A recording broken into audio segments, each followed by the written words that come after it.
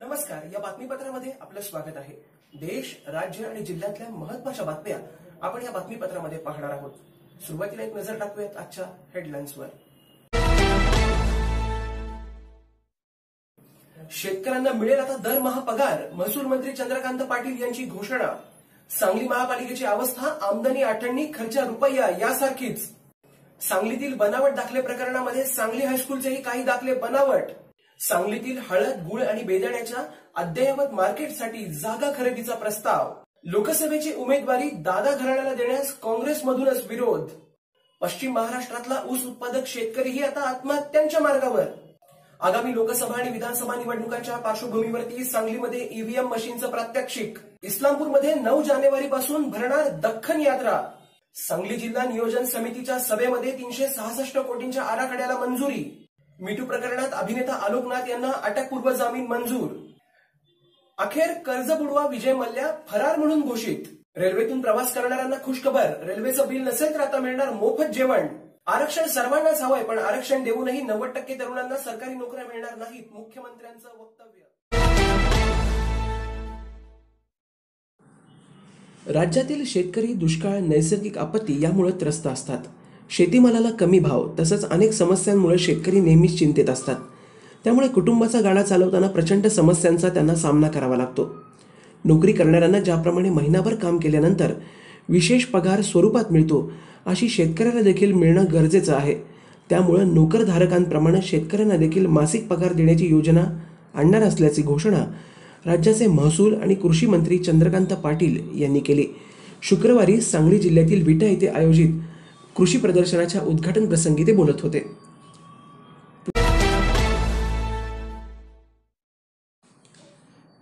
सांगली मिरज कुपवाड महानगरपालिकेच्या महापौर संगीता खोत यांच्या अध्यक्षतेखाली झालेल्या विशेष महासभेत उत्पन्न वाढीबाबत उपाययोजना सुचवण्यासाठी प्रस्ताव चर्चेला आला होता।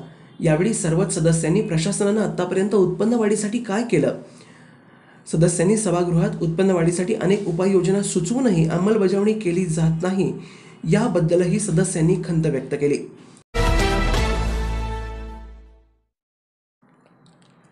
तासगाव तालुक्यातील गव्हाण गावात एका दलित महिलेवरती बलात्कार झाल्याचा घृणास्पद प्रकार उघडकीला आलाय।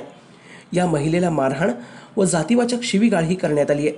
तासगाव येथील पोलीस ठाण्यात या प्रकरणी गुन्हा दाखल करण्यात आलाय। तासगाव पोलिसांनी दिलेल्या माहितीनुसार गव्हाण येथील 33 वर्षीय पीडित महिलेनं पोलिसात फिर्याद दिली असून या तिने 6 एप्रिल 2018 पासून 25 डिसेंबर 2018 पर्यंत अंजनी येथील महेश सुनील महाजन या नराधमानं मणेराजुरी, साईलॉज, सांगली, कोल्हापूर, उजळाईवाडी इथं वेळोवेळी बलात्कार केल्याचं म्हटलं आहे। यानंतर सोन्याची चेन परत देण्यासाठी जुना बुधगाव रोड येथील बोलवून महेश महाजन व त्याचे वडील सुनील महाजन यांनी जातीवाचक शिवी देऊन तुला काय करायचं ते कर असं म्हणून मारहाण केली व जीवे मारण्याची धमकी दिल्याचं पीडितेनं आपल्या तक्रारीत म्हटलंय।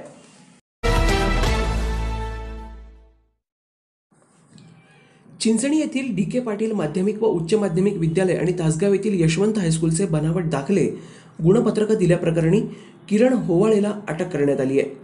तो सध्या पोलीस कोठडीत आहे। पोलिसांनी दिलेल्या पत्रानुसार आरटीओ कार्यालयात कागदपत्रांची तपासणी सुरू आहे। शुक्रवारपर्यंत 2017 आणि 2018 या वर्षातील 92,000 कागदपत्र तपासण्यात आली आहेत। यामध्ये तासगावच्या यशवंत हायस्कूलचे 21, डी के पाटील विद्यालयाचा 1 व सांगली हायस्कूलचा 1 असे एकूण 23 दाखले होवाळेनं दिल्याचं स्पष्ट झालंय।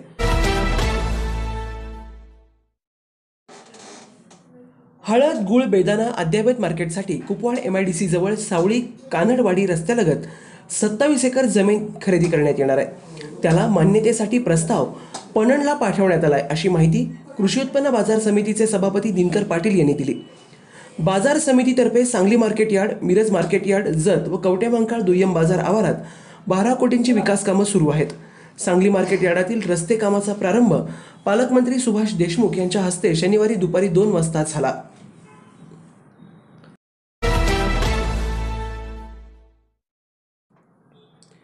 लोकसभा सार्वत्रिक निवडणूक 2019चा पूर्वतयारीचा भाग म्हणून भारतीय निवडणूक आयोगानं लोकांमध्ये ईव्हीएम व व्हीव्हीपॅट यंत्राबाबत व निवडणूक प्रक्रियेबाबत विश्वासार्हता निर्माण करण्यासाठी जनजागृती करण्याचे निर्देश दिलेत.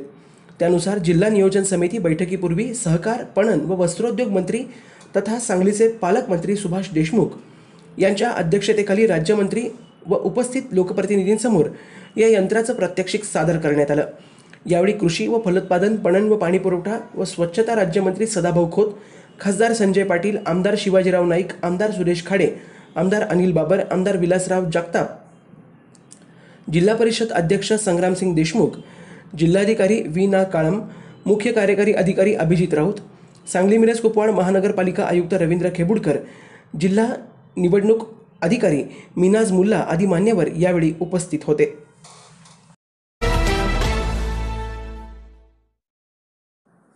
महाराष्ट्र राज्य ग्रामीण जीवनोन्नती अभियानाअंतर्गत जिल्हास्तरीय विक्री व प्रदर्शन दख्खन यात्रा इस्लामपूर इथं दिनांक 9 ते 13 जानेवारी 2019 या कालावधीत पोलीस कवायत ग्राउंड इथं होणार आहे.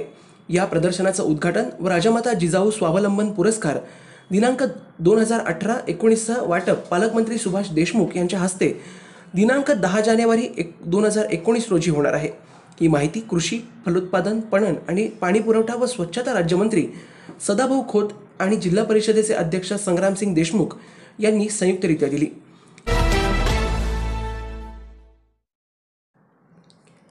वाळवा तालुक्यातील हरितगृह शेतकऱ्यांचे गेले 6 वर्षांपासून सुमारे 4 कोटी रुपये अनुदान शासनानं दिलेलं नाही. याचा निषेध म्हणून इस्लामपूर इथे होणारा शासनाचा जिल्हा कृषी महोत्सव उधळून लावण्याचा इशारा तालुक्यातील शेतकऱ्यांनी पत्रकार बैठकीत दिला. कृषी महोत्सवात शेतकऱ्यांच्या विषयी कळवळा असल्याचा खोटावा आणणाऱ्या शासनानं शेतकऱ्यांचे अगोदर ठरलेलं अनुदान द्यावं, मगच कृषी महोत्सवासारखी नौटंकी करावी असा आरोप संबंधित शेतकऱ्यांनी केलाय.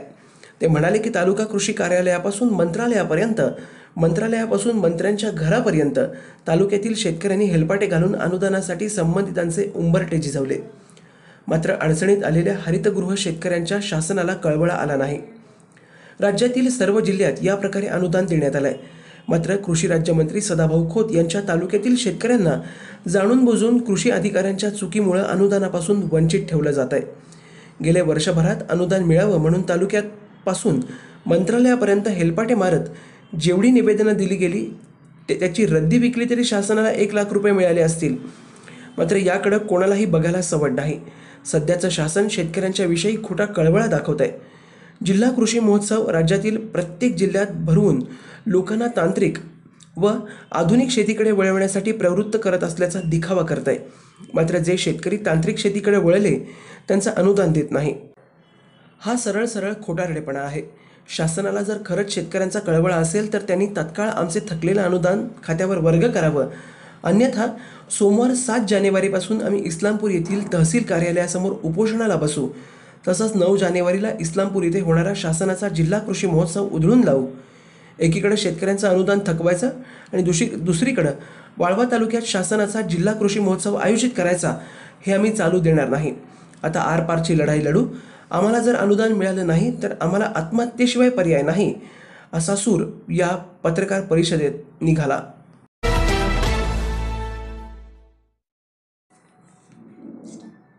नागपूरमध्ये आयोजित जागतिक मराठी संमेलनात रामदास फुटाणे यांनी मुख्यमंत्री फडणवीस यांची मुलाखत घेतली.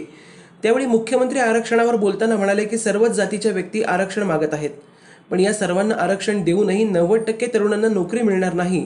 सरकारी नोकऱ्यांबाबत तरुणाईला आकर्षण आहे, मात्र सरकारी नोकऱ्यांचं प्रमाण फारच कमी आहे. राज्य सरकार दरवर्षी साधारण 25,000 पदांची भरती करून घेत असतं.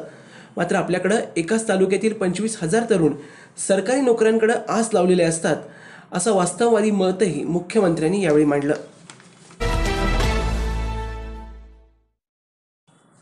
5 राज्यांच्या विधानसभा निवडणुकांच्या निकालामुळे मोदी सरकार आणि भाजपा भलतंच सावध झालाय. ग्रामीण भागांवर आणि विशेषतः शेतकऱ्यांवर लक्ष केंद्रित न केल्यास त्यांना मोठा फटका बसू शकतो याचा अंदाज त्यांना आला आहे. त्यामुळे ते जय किसानचा नारा देत खेड्यांकडे चला हा मंत्र जपू लागलेत. प्रजासत्ताक दिनी पंतप्रधान नरेंद्र मोदी या महामदत पॅकेजची घोषणा करू शकतात. त्याशिवाय ग्रामविकासाशी संबंधित एखादी योजनाही या दिवशी जाहीर केली जाऊ शकते. त्यासाठी राज्य सरकार व संबंधित मंत्रालयांकडून आकडेवारी मागवण्यात आल्याचं सूत्रांकडून कळत आहे. ओडिशा सरकार आपल्या राज्यातील गरीब गरजू शेतकऱ्यांना 10,000 रुपयांची आर्थिक मदत देत आहे. हे पैसे त्यांच्या खात्यात जमा होत आहेत. त्यातून शेतकरी बियाणं, खतं, शेतीसाठी लागणारी सामग्री खरेदी करू शकतो. वन हाऊसहोल्ड वन इन्सेंटिव्ह असं या योजनेचं नाव आहे. ही योजना देशपातळीवरती सुरू करण्याबाबत पंतप्रधान कार्यालय, अर्थ आणि कृषी खात्याच्या संपर्कात आहे.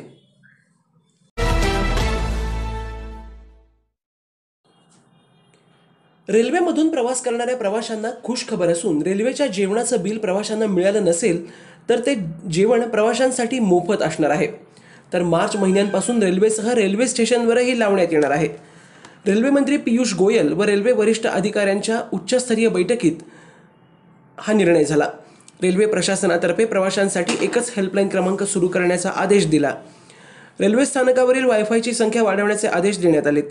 पियुष गोयल यांनी 31 मार्चपर्यंत सर्व ट्रेनमधील स्टाफ व TTE यांना पॉईंट ऑफ सेल मशीन वितरित करण्याचा सल्ला दिलाय. तर त्यामुळे जेवणासाठी जास्त पैसे आकारणाऱ्यांवरती चाप बसणार आहे. त्यामुळे या मशीनचा फायदाही होईल असं ते म्हणाले.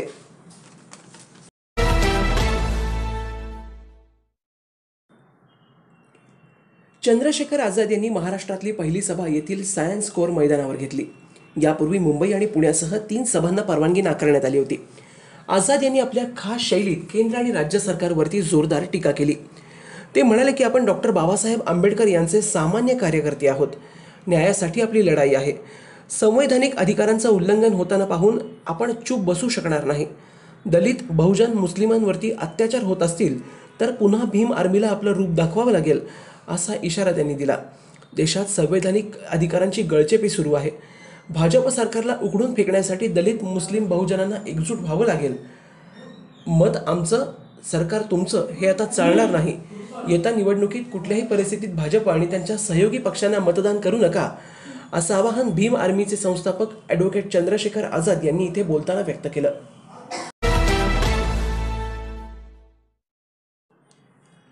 आगामी लोकसभा निवडणुकीसाठी सर्वच पक्ष जोरदार तयारी करतायत. तर देशाच्या राजकारणाची राजधानी असणाऱ्या उत्तर प्रदेश राज्यातली सायकल व हत्ती बरोबरीने शर्यतीत उतरण्याची चिन्ह दिसत आहेत. समाजवादी पक्षप्रमुख अखिलेश यादव व बहुजन समाज पक्ष अध्यक्षा मायावती यांनी महाआघाडीवरती बैठक झाली.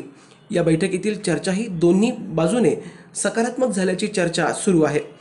जर ही महाआघाडी अस्तित्वात आल्यास समाजवादी 35 व बसपा 36 जागांवरती निवडणूक लढवणार अशी शक्यता आहे. तर राष्ट्रीय लोकदलाला 3 जागा तर उर्वरित 4 जागा राखीव ठेवण्यावर चर्चा झाली आहे. प्रस्तावित महाआघाडी अस्तित्वात आल्यास भाजपला हा जबरा हादरा असणार आहे.